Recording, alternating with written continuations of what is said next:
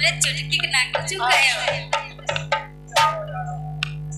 आज हमारा तो निकाह हो जाए। का हो जाए? शादी के बाद तो शादी है। आइयो इनका कहो मगर चुटकी के नाक खाए।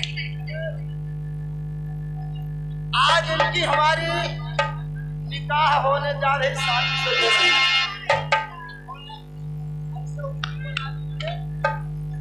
ऐसे बना दीजिए। तो बनाओ। अरे हमारे साथ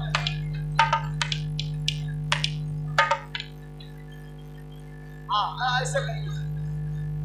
हाँ इनकी हमारी आज शादी तो नहीं, हम निकाह करवाने जा रहे हैं।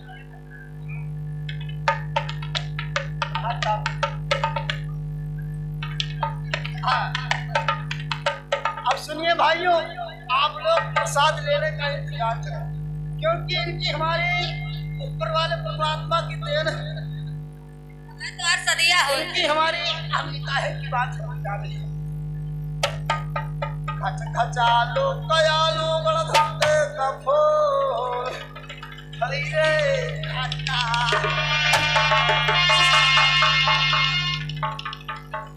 खच खचालो कयालो गणधत्ते कफो और कर लीजिए इस लड़के से शादी।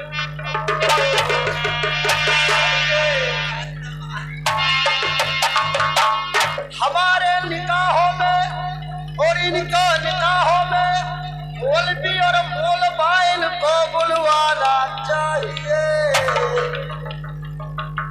और 2.5 कुंटल का मुर्गा का हलाली करवाना चाहिए। खिलाएगा इन लोगों को बुलवा कर और बैठा करके इकट्ठा समझाना चाहिए और जो मुर्गा को एक पतीला में काट कूट कर चढ़वाना चाहिए।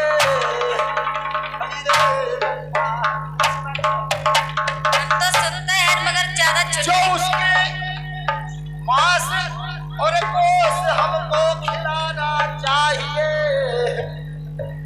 जो बचे हड्डियां बोटियां इन मेहमानों को पिलाना चाहिए।